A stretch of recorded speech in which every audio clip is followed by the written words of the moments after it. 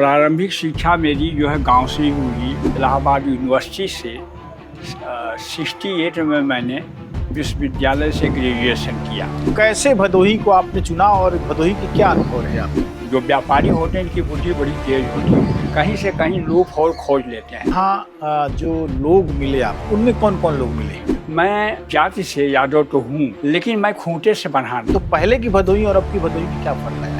गरीब तबके के लोगों को रोजी रोटी मिलती है और भदोही का विकास धीरे धीरे अच्छा हो रहा है। निराला जी अगर दुनिया में किसी को डरते थे तो कबड्डी महाली और माँ। यहाँ के राजनीतिक परिदृश्य को कैसे आप देखती हैं?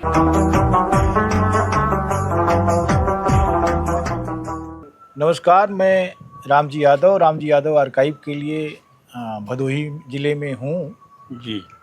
और यहाँ के एक धुरंधर कवि और बैंकर कर्मराज किसलय, जिनकी पहचान भदोही में एक बड़ी पहचान है और जो भदोही के इतिहास से काफ़ी वाकिफ़ हैं।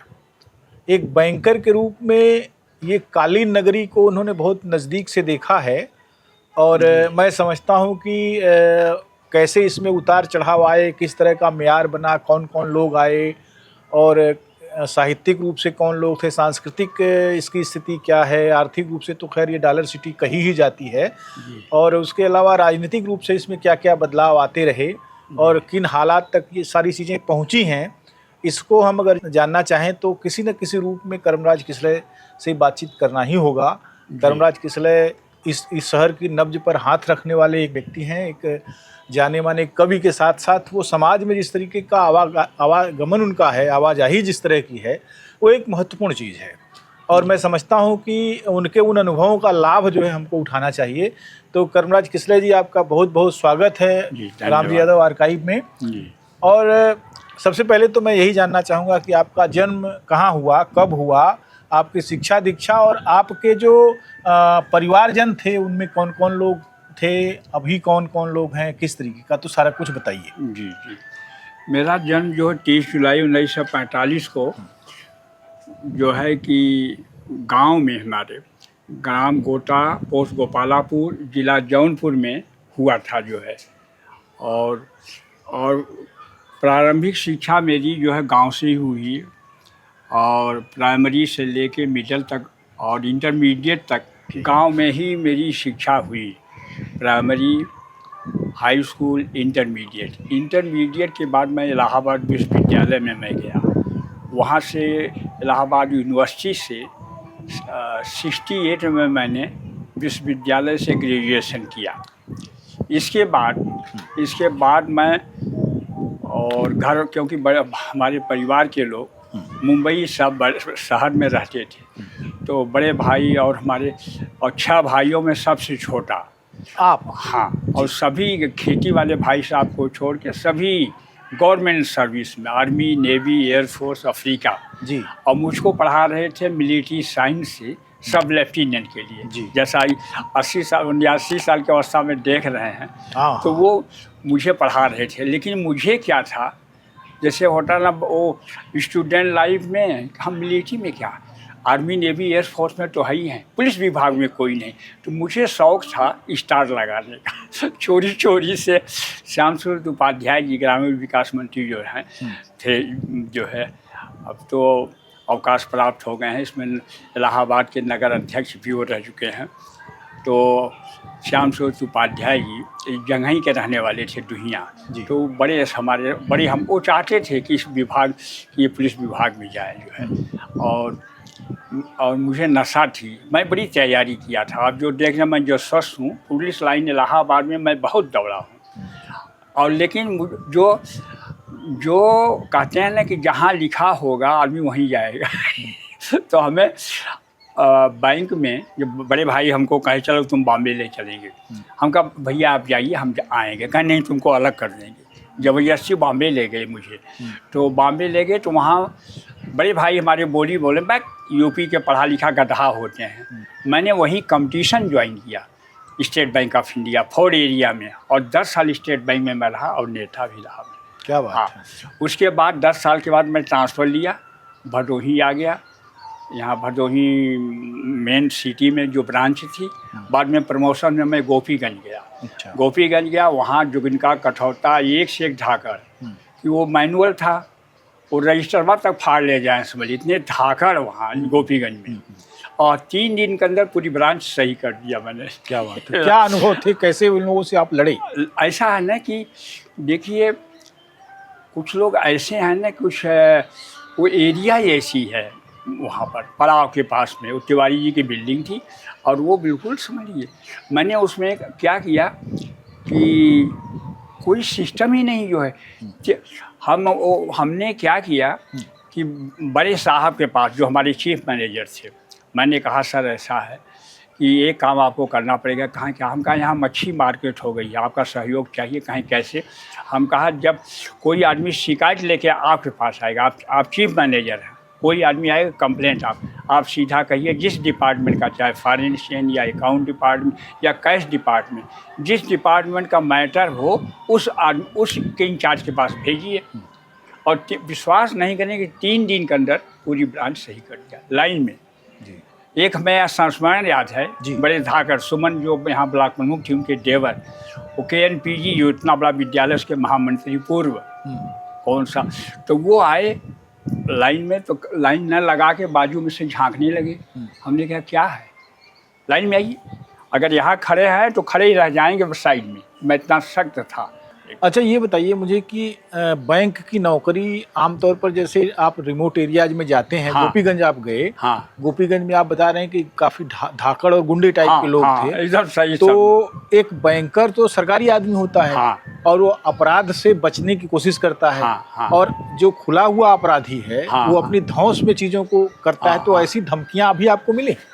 ऐसा है ना कि हमें एक संस्मरण याद है, क्योंकि वो ऐसा है ना कि वो ब्रांच जो मेरी है वहाँ, वो डिपॉजिट ब्रांच है जी। और व्यापारी हैं सब, एक एजेंसियाँ वहाँ पर हैं गोपीगंज में, सब लेकर रखें। तो वो चाहते थे कि ड्राफ्ट न बनवाना पड़े, खाली हम करेंसी 500 वाली नोट लेकर लुधियाना और कहाँ पंजाब कहाँ से जो है ना वो सब हम माल ले आए। तो हमने देखा, वो हम कहा ड्राफ्ट बनवाइए। तो ऐसा है जो व्यापारी होते हैं इनकी बुद्धि बड़ी तेज होती है, कहीं से कहीं लूप होल खोज लेते हैं। तो चपरासी को मिलाया उसने ऐसे ऐसे करके।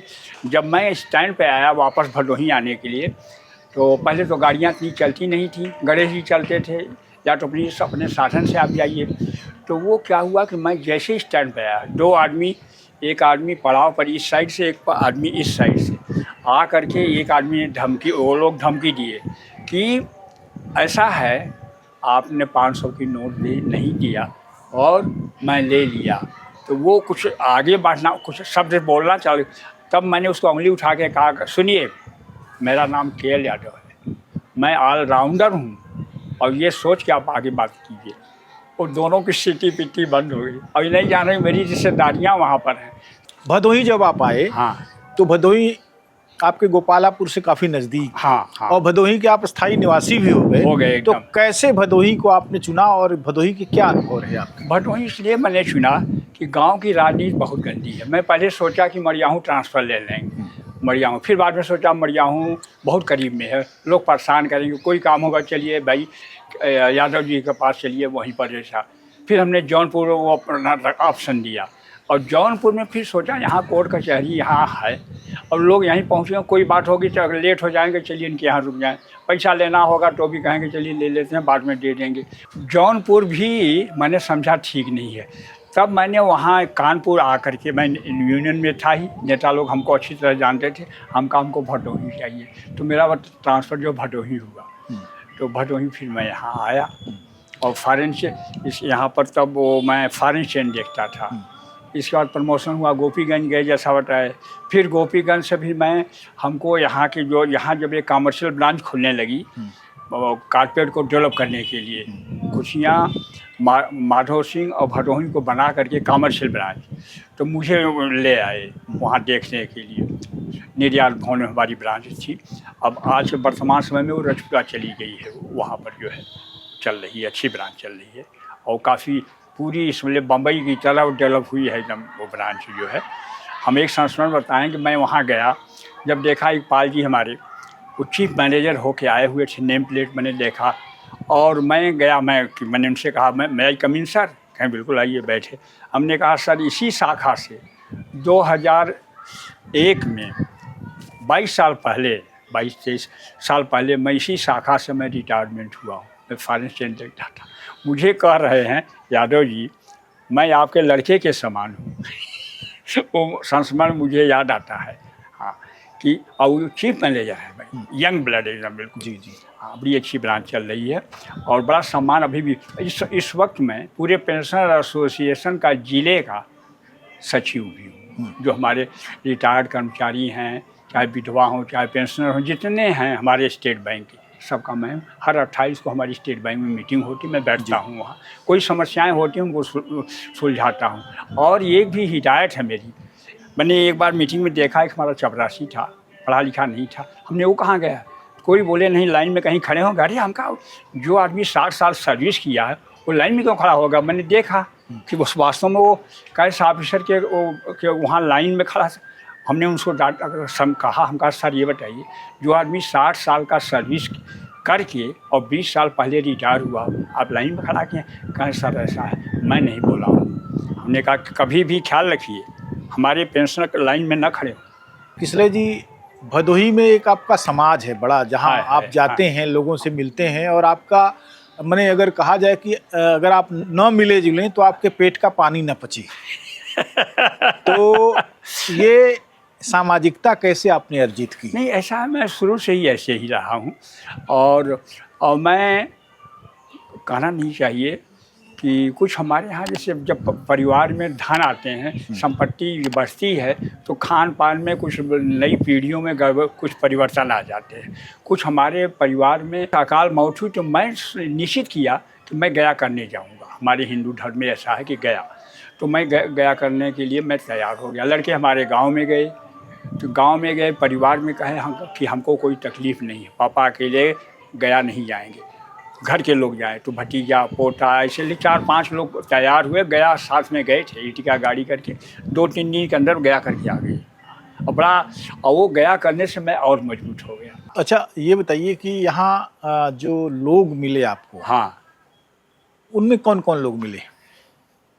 यहाँ पर ऐसा है कि मैं जाति से यादव तो हूँ लेकिन मैं खूंटे से बना नहीं हूँ। हमको बहुत आया ऑफ़र, यहाँ तक कि बहुत बड़े बड़े ऑफ़र आए। एक बार हमें संस्मरण याद है, एक बार घंटी मेरी दबी तो नहीं, फ़ोन आया हमारे जो भाजपा के जो थे ओम प्रकाश, जिनका यहाँ विद्यालय चल रहा है ज्ञानपुर रोड पर, ओम प्रकाश पांडे जी, जो हम मोदी जी के हमारे कार्यकारिणी में हैं, और एक नगर अध्यक्ष, दोनों जन आए। ओम प्रकाश जी का फ़ोन आया, अरे हम कहा नेताजी प्रणाम, कहा मैं आपके दरवाजे पर खड़ा हूँ। हम कहा ये तो मेरा सौभाग्य है। मैं गया, उनको लेके आए, बैठाए, फ़ोन किया, चाय पानी होने लगा। कहें भदोही का क्षेत्र किसलई इतना बढ़ गया है और एक यादव कैंडिडेट चेयरमैन के लिए ढूंढा जा रहा है जिसमें किसलई का नाम आया। तो हमने हाथ जोड़ करके उनसे कहा कि आप लोगों को बहुत बहुत धन्यवाद, मैं सुखी हूँ और हमको कोई पद और कुछ नहीं चाहिए, आप लोगों को बहुत बहुत धन्यवाद। हाँ, लोग कहे कि कितना रुपए खर्च करके लोग पर टिकट लेते हैं, ये लेते हैं, आपको ऐसा ऑफर है। हम कहा नहीं, मैं खूंटे से बनना नहीं चाहता हूँ। तो स्वतंत्र रूप से ये जो पूरा, जैसे मैं एक बार भदोही आया हुआ था तो आपने बहुत सारे लोगों से मिलवाया। हाँ, एकमा के कई लोगों से आप मिलवाने गए। सही। कारोबारियों में यहाँ कौन लोग हैं, वो लोग जो आपके बहुत नज़दीक रहे या जिनके नज़दीक आप गए, जैसे कौन लोग हैं? एक्सपोर्टर्स में जी हाँ, अधिकांश जितने हैं सभी लोग हमको जानते हैं और सभी से मेरे व्यक्तिगत ताल्लुकात हैं। अब्दुल हादी जी थे, सौदागर जी थे, लेकिन कोरोना में 2022 में लोग चले गए। अभी वर्तमान समय में रवि पटौदिया हैं हमारे। अच्छा, वो बुजुर्ग हैं? हाँ, रवि पटौदिया एकदम तेज हैं, बहुत नाम है, बड़े एकमा के वो पदाधिकारी हैं एकमा उनका, और एक्सपोर्टर भी हैं। एक्सपोर्टर हैं एकदम, और एकमा के वो पदाधिकारी भी हैं। और सरैया में उनका जो उनकी कंपनी है, वहाँ जब जाएंगे गेट पर ही नक्शे बने हुए हैं किस उनके किस कंपनी में किस विभाग में जाना है आपको वहाँ नक्शे बने हुए हैं। सरैया में इतनी दूर में कितने बीघे में वो उनका डेवलपमेंट है और बहुत व्यवहारिक आदमी है। हाँ, रवि पटौदिया इनका बड़ा नाम है। और दूसरे काका कारपेट, काका ग्लोबल के नाम से कहना नहीं चाहिए कि ये इलाहाबाद बैंक में थे और बड़े उस कर्जे में थे। मैंने उनको बताया कि ऐसे ऐसे ऐसे और अपने स्टेट बैंक में लेके आए और पूरा असम्बली इनकी हमारे यहाँ लिमिट बनी, सब कुछ बना और मेरा पैर छुए। हम कहा राज साहब आप ब्राह्मण हैं। कहें ब्राह्मण उससे क्या होता है, आपने मेरी ज़िंदगी बना दिया। आज वही काका कारपेट वाले काका ग्लोबल के नाम से नेशनल कॉलेज के पास में पता नहीं कितने बीघे में उनका सब है। ये प्लांट एक से एक सब और कितने लोगों को नौकरियां दिए हैं, ये जान लीजिए जो है। तो वो और ये हमारे चंपा डाइंग वाले बर्नवाल जी, इनका परिवार भी सामूहिक परिवार था।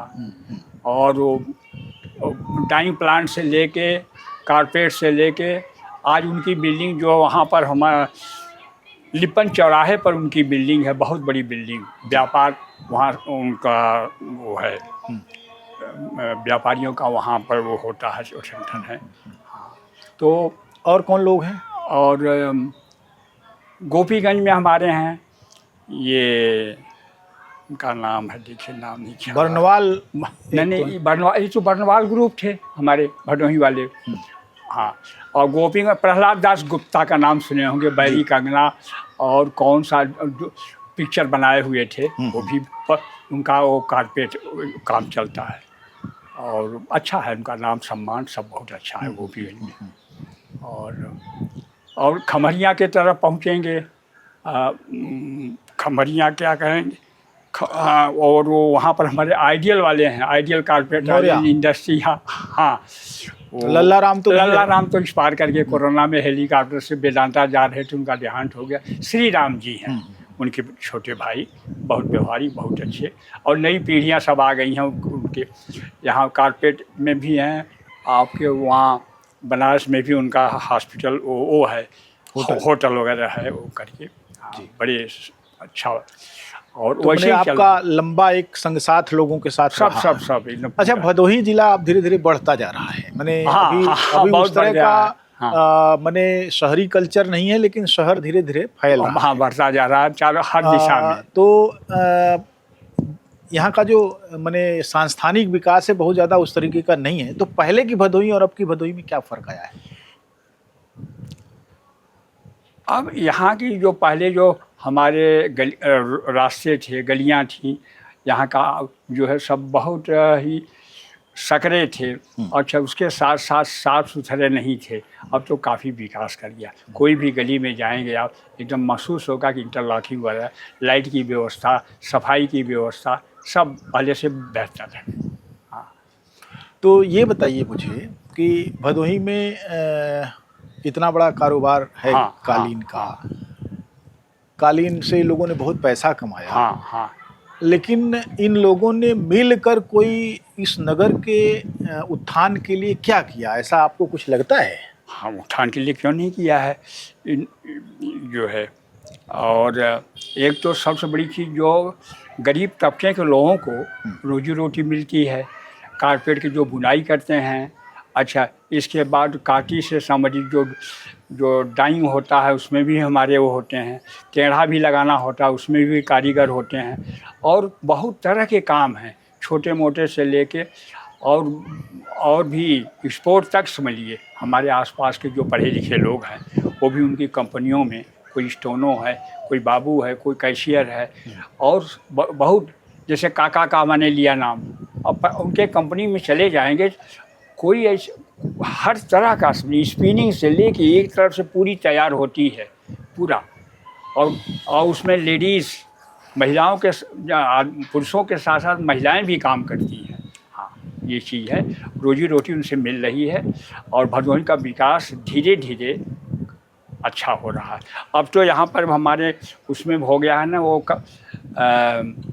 कारपेट सिटी में जो वो बना हुआ है, नई वो जगह बनी है, नया उसका ऑटो एक्सपो। हाँ हाँ, वो जो जहाँ विदेशी हमारे बाहर आते हैं जी। अब वो भी साल में आ रहे हैं वो लोग। मैंने कारपेट मेला एक्सपो, मेला लगता है। कारपेट एक्सपो जो है इस हाँ कारपेट एक्सपो, कारपेट सिटी उतना डेवलप किया, बड़े बड़े हमारे एक्सपोर्टर, और वहाँ समझ लिए अपनी भी फैक्ट्रियाँ ले जाके डाले हैं और रोजी रोटी चल रही। सुरक्षा की व्यवस्था, पुलिस की व्यवस्था, वहाँ पुलिस चौकी भी कायम कर ली गई है। और यहाँ का जो सांस्कृतिक लोक है हाँ, वो कैसा रहा है और कैसा अभी बना है? सांस्कृतिक हर क्षेत्र में विकास हुआ है। जैसे पहले क्या सांस्कृतिक गतिविधियां होती थी यहाँ, अब क्या होती हैं? नहीं, सांस्कृतिक में भी पहले जो होती थी आज भी हो रही हैं। वो पर्व के अनुसार जो है सब होते हैं, सभी मनाए जाते हैं हर तरह के। हाँ, जो भी त्यौहार आते हैं, चाहे गणेशोत्सव हो, चाहे दुर्गा पूजा हो, और सभी नई पीढ़ियाँ गणेशोत्सव और दुर्गा पूजा तो ये उधार के त्योहार है, यहाँ के तो है नहीं। हाँ, यहाँ लेकिन, तो खेतिहर वाले बहुत तेजी में चल रहा है। हाँ, जैसे एक कलकत्ता से आया, एक बम्बई से आ गया। हाँ हाँ हाँ, तो चल रहे हैं दोनों बहुत तेजी में। और बाकी जो हमारे सांस्कृतिक हमारे जो हैं वो भी चल रहे हैं। जो कवियों का, आप कवि हैं, हाँ, तो यहाँ कौन कौन से कवि सक्रिय हैं, कौन कौन से कवि हैं? काफ़ी लोग हैं। जैसे कुछ नाम हमारे ये भिडियूरा के हैं, राष्ट्रपति पुरस्कार से सम्मानित डॉक्टर राजकुमार पाठक जी हैं, और बड़े एक्टिव हैं वो। अच्छा, इसके बाद गोपीगंज के पास में जंगीगंज है, पंडित पारसनाथ मिश्र जी हैं, और वो भी बड़े अच्छे साहित्यकार हैं। सरपतहा के विद्यापत शुक्ल कोकिल, वो भी जो है बड़े अच्छे। सुरेश पांडे मंजुल जी हैं। और इसके बाद में एकल बनारसी, जिन्होंने असली नाम बताइए उनका। राजपत यादव, महबूबपुर के हैं, और वो अलकनंदा महाराज से जुड़े हैं, अलकनंदा शतक भी लिखे हैं, और वो अध्यात्म से जुड़े हुए हैं, वो भी कवि हैं। एक प्रेम जौनपुरी हैं, उनका भी हास्य व्यंग उनका भी असली नाम बताइए। प्रेम विश्वकर्मा करके हैं, लेकिन प्रेम जौनपुरी के नाम से वो हाँ पढ़ते हैं, लिखते हैं, कवि भी हैं। और ये मलेठू के हैं, चौरी के पास के रहने वाले। और ऐसे ही कई कवि हमारे यहाँ हैं। ओबीसी के लेखकों कवियों की क्या स्थिति है? ओबीसी के लेखकों में सीमित हैं। ऐसा क्यों? ऐसा क्यों सीमित है? जैसे वो अब वो या कहिए कि उनको वो पर्यावरण, उनको वो सोसाइटी उनको मिली नहीं। हम तो हमारे गुरु जी थे डॉक्टर शोभनाथ जी, जो बॉम्बे में महादेवी वर्मा पे पीएचडी किए थे, और उनके संपर्क में रहने की वजह से मैं इंटरमीडिएट से मैं लगातार लिखता रहा। हाँ, शोभनाथ जी से आपने कविता का संस्कार लिया। हाँ हाँ, लेकिन हेयर स्टाइल भी लगता वहीं से। एकदम सही आप नारे। उनके साथ मैं 50 रुपए से हवाई जहाज यात्रा किया हूँ, कोई मानेगा। और रामधारी सिंह दिनकर, महादेवी वर्मा, सबसे उनके साथ मिल चुका हूँ। महादेवी वर्मा का सब उनके ऊपर वो पीएचडी किए थे। कवित्री महादेवी वर्मा व्यक्तित्व एवं कृतित्व, वो पीएचडी किए थे। और जब थीसिस से लेके आए थे, जिस जो पीएचडी की मिली थी, मैं उसमें इलाहाबाद विश्वविद्यालय में पढ़ रहा था। जब उनके आवास पर गया तो नौकरानी से कहवाई कि तबीयत मेरी ठीक नहीं, कल सुबह मिलें। और सुबह जब हम लोग गए, और पुस्तक उन्होंने अपनी थीसिस दे दिया था। इसके बाद बैठे, रामधारी सिंह दिनकर बाजू में ये अपना रख करके, जो अपना गौछा उनका जो था ये रख करके ऐसे बैठे हुए थे। तो नमस्कारी हुई और हुआ। और जो भी महादेवी वर्मा ने वहाँ पर हम लोगों को वक्तव्य दी थी, और मैं घंटों बोल सकता हूँ। हाँ, धन्य है उनकी बुद्धि। क्या बोली थी वो? उन्होंने कहा कि एटम बम में कण होते हैं, छोटे छोटे कण होते हैं, कितने विनाशकारी होते हैं, और इस मस्तिष्क को अगर डेवलप कर लिया जाए तो क्या नहीं हो सकता है। अंधेरे में टार्च मारिए, उजाला हो जाता है, उजाला हो जाएगा पूरा। ऐसे ही इस मस्तिष्क को जो हम डेवलप कर लेंगे, क्या नहीं कर सकते हैं। और निराला जी की इतनी प्रशंसा कर रही थी, मैं खूब याद है उनका। और निराला जी अगर दुनिया में किसी को डरते थे तो कवित्री महादेवी वर्मा को भी। एक संस्मरण हम याद है, उनको कलकत्ता से लोग आ गए मिलने के लिए, उनका अभिनंदन करने के लिए। तो पता लगी कि गंगा जी किनारे घूम रहे हैं। वहाँ लोग पहुँच गए, कहें सर मैं प्रणाम किए, और इसके बाद उन्होंने कहा, वो लोग कहे कि मैं आया हूँ आपका अभिनंदन करना, आपको कलकत्ता चलना है। कहें मेरा अभिनंदन हमसे पूछा नहीं गया, मैं नहीं जाऊँगा। तब लोगों ने सलाह दिया कि महादेवी और राम जी के पास जाइए, वो दुनिया में अगर किसी को डरते हैं तो महादेवी और राम। तब उन्होंने बुलवाया निराला जी को। निराला जी कहें निराला जी आपको कलकत्ता जाना है, कहें मैं जाता हूँ। कलकत्ता पहुँच गए, ट्रेन वाला भी जानता था फकड़ी हैं तो हुआ क्या, कलकत्ता पहुँच गए, कहें चलो वापस चलो, कहें नहीं सर अभी ये गाड़ी यहाँ आराम करेगी, अब कल शाम को कहीं से हम लोग यहाँ से वो इसकी धुलाई उलाई होगी, आराम करेगी, तब चलेंगे। अब उसके बाद ये लोग ले गए, कपड़ा वपड़ा बनवाए उनका, वो अभिनंदन वगैरह किए, बाद में लेके लौटे। ये महादेव जी बता रही थी। अच्छा, और ये पैसे की कमी जो वो जो कहीं कब सम्मेलन में जाते थे तो नई विधा से जो है वो अपना जो सुनाते थे, और उतने गीतकार तो थे नहीं, तो जो पैसा मिलता था वो महादेवी जी कहें हमारे पास ही रखते थे, और जितना रखते नहीं थे उससे ज़्यादा ले जाते थे। क्या बात है। ऐसा खजांची बहुत बड़ी बात है। कहें उस जितना वो लाते नहीं थे वो उससे ज़्यादा हमसे लेके जाते थे निराला जी। हाँ, भदोही में जो राजनीतिक परिदृश्य है वो भी काफ़ी उतार चढ़ाव वाला रहा। हाँ हाँ यहाँ फूलन देवी भी भदोही हाँ, की सांसद रही हैं। हाँ और उसके अलावा हाँ अनेक लोग आए। हाँ हाँ। तो यहाँ के राजनीतिक परिदृश्य को कैसे आप देखते हैं? यहाँ से बड़ी साफ़ सुथरी राजनीति यहाँ की रही है। पहले जाहिद बेग जी के परिवार में थे यूसुफ बेग, सांसद थे। उसके बाद उनके परिवार में भी हमारे राजनीतिज्ञों का जो है वो चला आ रहा है पारिवारिक। इसके बाद में धीरे धीरे करके परिवर्तन आया। इसमें हमारे ये आए यादव जी जो है, हमारे पिपरी वो क्या नाम, शिवकरण यादव जी आए। उस ज़माने में ये जिला पंचायत अध्यक्ष थे। लाल बत्ती उस ज़माने में डीएम को नहीं मिलती थी, इनको मिली हुई थी, उस जमाने में याद है। हमारे लड़के के शादी में लाल बत्ती उनकी गई थी।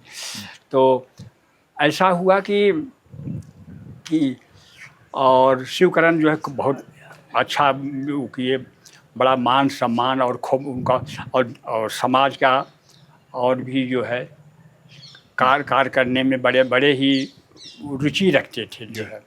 हाँ, कुछ किया उन्होंने समाज? हाँ, नहीं समाज के लिए उन्होंने बहुत किया। इसके बाद धीरे धीरे परिवर्तन आया तो हमारे अशोक जायसवाल जी भी चेयरमैन, ये भी बड़े अच्छे आए। हाँ, यहाँ की मिठाइयाँ हाँ और यहाँ की चाट, हाँ, बड़ी सबसे अच्छी कौन बनाता है और कहाँ क्या बनाता है? ये हमारे साईं राजपूत वाले जो अच्छा, कि शुरू से ही हाँ, अब यहाँ और धीरे धीरे इनका इतना विकास हो गया है कि ये रजपुरा चौराहे के पास में वो बिल्डिंग खरीद लिए हैं, और पूरा मैन्युफैक्चरिंग इनके स्टाफ जो है सब पूरा बनाते हैं। शाम के समय वहाँ इतनी गैदरिंग होती है, आप देखेंगे मेला जैसा। फुटपाथ पर भी लोग वहाँ इतनी गाड़ियाँ खड़ी हो जाती हैं कि आवागमन में भी परेशानियाँ होने लगी हो जाती है, मीडिया वाले लिखते हैं। और वो रजपुरा चौराहा इतना विकसित कर दिया साईं राजपूत की वजह से, जो मिठाई का उनका हर तरह के नाश्ता है, जो भी आपको स्नैक वगैरह हर चीज़ें बनाते हैं उनके कारीगर जो है। अब जो खाता है, जो चीज़ खाना चाहे वो बना के देते हैं ताज़ा। और भी बहुत सी चीज़ें यहाँ की खाने वाली होती हैं, बहुत अच्छी अच्छी होती हैं। कौन कौन सी चीज़ें हैं? और यहाँ तो कई कस्बे हैं। हाँ, ज्ञानपुर अलग है, गोपीगंज अलग है, औराई अलग है, हाँ, चौरी अलग है, ये हाँ, अलग है, सुरयावा अलग है, मोड़ अलग है, और उसके बाद आप देखिए कि पूरा जो है ये सब जुड़े हुए हैं, एक दूसरे से जुड़े हुए हैं। आवागमन जो होता है, सब चीज़ें जो जुड़े हुए हैं जी। तो गोपीगंज मार्केट तो हमारी बहुत अच्छी मार्केट है गोपीगंज की, और बहुत एजेंसियां हैं वहाँ। बड़े बड़े हमारे आसपास के व्यापारी लोग वहाँ से माल ले आते हैं बेचने के लिए, छोटे छोटे जो रिटेलर हैं। तो यहाँ जैसे कालीन के बड़े एक्सपोर्टर, छोटे एक्सपोर्टर, हाँ, मने हर तरह के वाले, हाँ, और फिर उसके बाद तमाम सारे लोगों को काम भी बहुत मिला। लेकिन अब ये चीज रहा है शहर। नहीं, ऐसा लगता है, चल रहा है। कल वो देखने में ऐसा लग रहा है, ये जो विकास हो रहा है ऐसा अभी भी वो काम जो है सब चल ही रहा है एकदम। थोड़ा उतार चढ़ाव कभी कभी होता है, कभी आर्डर कम हो जाते हैं, कभी आर्डर मिल जाते हैं तो पूरा अंधाधुंध काम होता है, वो तो आर्डर पर ही है। जी। और कभी कभी जैसे लड़ाइयाँ हो जाती, छिड़ जाती हैं, तो वो कुछ कंट्री में हमारे माल जैसे नहीं जा पाते हैं, तो उसका असर कुछ समय के लिए वो असर पड़ता ही है। बाकी ऐसी बात नहीं, विकास कर रहा है हमारा कालीन जो कारोबार है, वो मंडी के दौर में नहीं है। जी, तो एक बड़ा जो वितान है शहर का, हाँ वो इन तमाम सारे स्तरों पर और इन तमाम सारी बातों को लेकर हुआ। हाँ भदोही में जो दिनचर्या है आपकी, हाँ। वो कैसे शुरू होती है और कैसे ख़त्म होती है? हमारी व्यक्तिगत, जी। मैं सुबह 4 बजे उठ जाता हूँ। उठने के बाद दिनचर्या जो है, जैसे मैं रेगुलर में 10 बजे तक सो जाएंगे और 4 बजे तक उठ जाएंगे, और जो दिनचर्या है वो मैं करता हूँ, और एकदम लिखना पढ़ना वो सब और भी चीज़ें जो भी है अपना डायराइज कर करके रख लेते हैं पहले कि हमें कल क्या करना है, वो लिस्ट बना लेते हैं, उसके अनुसार मैं करता हूँ। क्योंकि कविता के साथ साथ सामाजिक काम, कुछ पारिवारिक काम और भी चीज़ें हैं, कुछ लोग अपेक्षाएं रखते हैं, उनको भी मैं समय देता हूँ। जो भी होता है, कोई काम कराना है, कोई ऑफिस का काम है, कोई और भी चीज़ें हैं, मैं समय देता हूँ निकाल के। इस शहर को और शहरों की तुलना में आप कैसे देखते हैं? बनारस है बगल में, पहले बनारस का हिस्सा था। हाँ हाँ हाँ। अभी ये अलग स्वतंत्र शहर है। हाँ हाँ। और बगल में ही बनारस है, जो बगल में जौनपुर है, बगल में मिर्ज़ापुर है, और हाँ। पीछे जो है हाँ। प्रतापगढ़ है, और इधर जो है इलाहाबाद शुरू हो जाता है। हाँ हाँ। तो ये शहरों के बीच में है। हाँ। इसकी अपनी एक स्वतंत्र पहचान भी है। जी। और तुलनात्मक रूप से अगर आपको कहा जाए कि 5-7 शहरों का जो दायरा है, हाँ। उसमें भदोही के भूगोल को एक शहर के रूप में कैसे आप देखते हैं? बहुत सही आपने पूछा। और भदोही के चारों तरफ जो विकास हो रहा है, सिटी में तो हो ही रहा है, जो सड़कों का जो जाल बिछाया जा रहा है, अब ये बाईपास से जो जा रहा है, अब ये रिंग मार्केट, यहाँ से ये रोड जा रही है मछली शहर होती, कितनी चौड़ी रोड है। आप वो सोचिए कि इतनी चौड़ी रोड है, देखने में लगता है कि इतनी चौड़ी रोड वो जा रही है, यहाँ से सीधा जा रही है, और उसको टेक ओवर कर लिए हैं, सब मुआवजा भी किसानों को दिया गया है। ये यहाँ से सीधा वो मछली शहर के तरफ जाके कहीं मिलेगी, वो जाएगी सुल्तानपुर, कहाँ वो रायबरेली होते हुए जो आप जान रहे हैं। हाँ।